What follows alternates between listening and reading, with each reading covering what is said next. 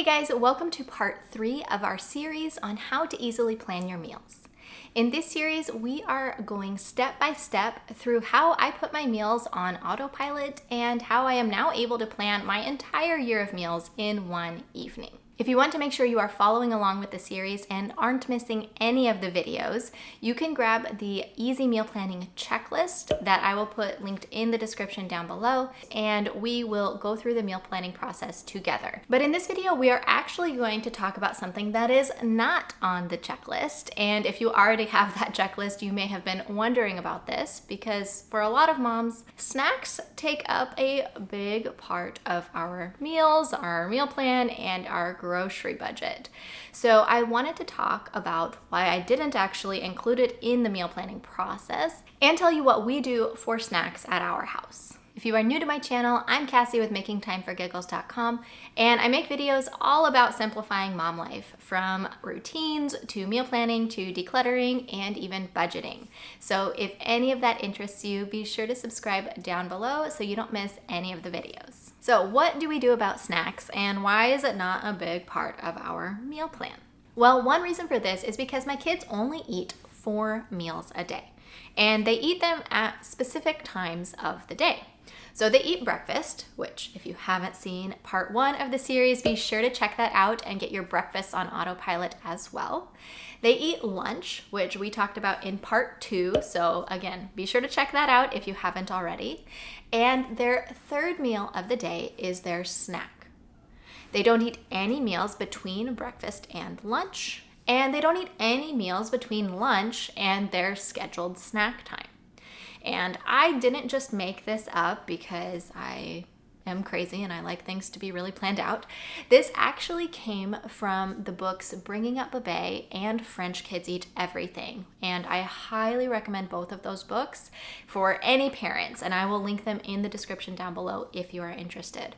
But this is essentially how what seems like the entire nation of France does with their kids for meal times. And what it teaches the kids is that you eat really well when it's mealtime, and if you're hungry in between, then you'll have a really good next meal. So we started doing this with our kids when they were about 6 months old, which is what they do in those books. From the time the kids are just really little, they start having really regular meal times every single day at the same times of day. And it helps regulate their blood sugar, and there's just so many benefits to doing this. So because of this, I don't have a lot of snacks lying around the house because my kids aren't snacking all the time.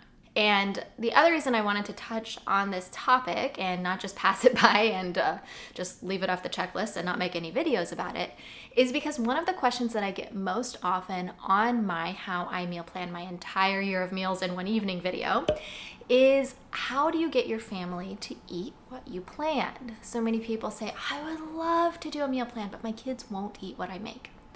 Well, this is one of the ways that our kids eat what we make and what we serve them for each meal, because they're actually hungry for their meals. Often when kids won't eat what is prepared for them, it's because they've been snacking all day and they aren't hungry. So if they don't love what you've made, they just don't need to eat it because they've already had plenty of calories. Now, some of you may be thinking, well, my kids would just never eat if I only gave them one option and they didn't snack all the time. But I've been told by my kids' pediatrician and several other friends that are doctors that kids really won't starve themselves. They just will make us think that they will. But eventually, when they get hungry enough, they will eat what is served to them. And if they're just in the habit of eating what is served to them because they are hungry enough, then it really isn't an issue. We really don't have much food struggles at our house because our kids are used to just eating what is given to them at meal times, and they're used to being hungry enough to do that. Now, there are times when they aren't hungry if they had a big lunch or something like that, and that's okay. It's no big deal. I don't worry about it. If my kid says I'm not hungry, I say, okay, that's fine. You'll eat a really good breakfast. Take 5 bites and then you can be excused. But I really don't worry too much if my kids say that they're not hungry. And I've found that their appetites kind of ebb and flow. Some weeks they just won't eat much of any of their meals, and other weeks we can't fill them up fast enough. They just will eat bowl after bowl after bowl of whatever we are serving. So I feel like it just all evens out. Sometimes I'm not as hungry as I am other times, and I don't need to worry about serving my favorite thing all the time to make sure that I'm getting sufficient calories. So because their snack is not a huge part of their day, their main meals are the time when they get the bulk of their calories, it isn't something that I meal plan for. I don't say Mondays are carrots and hummus and Tuesdays are nuts and fruit or anything like that. You can do that if you want to, but I find it's easier just to have a few healthy options on hand and give them the choice when it is time for their snack. So some of the things that they really enjoy for their snack is nuts. Especially my youngest daughter is obsessed with nuts. I get them at Costco because she goes through them so quickly. But we like to have pistachios and pecans and walnuts on hand, and they can have a handful of those any day of the week for their snack time. It's super healthy and it gives them some good fat and it helps keep them full until it is dinner time. Another thing they're always welcome to have is fruit. We always have a big fruit bowl with a lot of fruit options, and they can have anything from that bowl for their snack as well. Another option that I will give them is hummus and crackers, or hummus and carrots, or any other type of veggie that we have on hand. But I do find most of the time they prefer the nuts and the fruit. So I just try to make sure we have some of that on hand pretty much every week. Then I also keep on hand, and I actually have a basket in my pantry that I keep up high so it's out of sight, out of mind, of things that are good snacks for if we are going out the door right around snack time. For example, their swimming lessons have been after their nap recently, so they get up from their nap, they get ready, and we head out the door. And I love having on hand these little olive packets from Trader Joe's. They are really good. My kids love them, and they do have a tiny bit of brine in the bottom, so I'll just open them and drain that out and then give them the packet. But these little things are a great little snack if you are heading from one activity to another, and my kids really love them. Our rule of thumb, though, is that they don't eat the packaged food at home just because it is a little bit more expensive, and when we have plenty of other things, there's no need to. Then I also like to have on hand applesauce, which I don't think is anything new to any of you moms out there. I think everybody knows about these things because they're awesome. And then again, just some nuts from Trader Joe's that I like to have in a bag. I'll grab these sometimes and just hand them some nuts in the car. Another thing we love to have is Lara bars, which I don't happen to have in here at the moment, but I need to get some more. And those are another great option for if we are heading out the door quickly to an activity that will give them some energy before dinner. Now, I will say that there are a couple of exceptions to our no snacking rule. One of those exceptions is when we are on a hike. We will often snack more frequently when we are on a hike just to give the kids plenty of energy and to keep their spirits high and keep them moving where we need to go. Another exception to the rule is when we are on a trip, because we like to snack when we are driving in the car, and sometimes it's just a nice way to pass the time.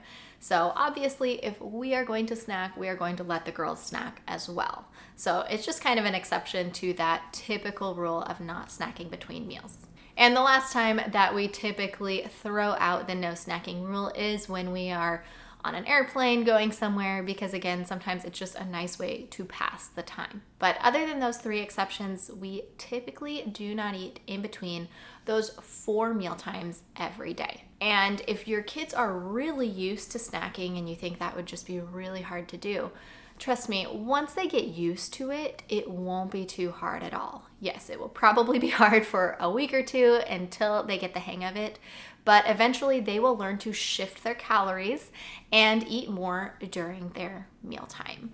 And I do think that this is one of the biggest reasons that our kids will eat almost anything we put in front of them. Of course, they do have preferences, they're normal, but they are willing to try pretty much anything, and they really like most things that we do put in front of them. I have thought about putting together a whole video about how we made our kids to be easy eaters, because it wasn't just the snacking thing. There were other steps that we took along the way because we did this very intentionally. We wanted to be able to take them anywhere and have them eat the food that was put in front of them. So if you are interested in a video like that, let me know in the comments down below and I will be happy to do one for you. If you do feel like it would be helpful for you though to make a schedule similar to what we did for breakfast or lunch for the snacks, go ahead and do that. Write down your ideas for the snack options and which day you think would be best for each one.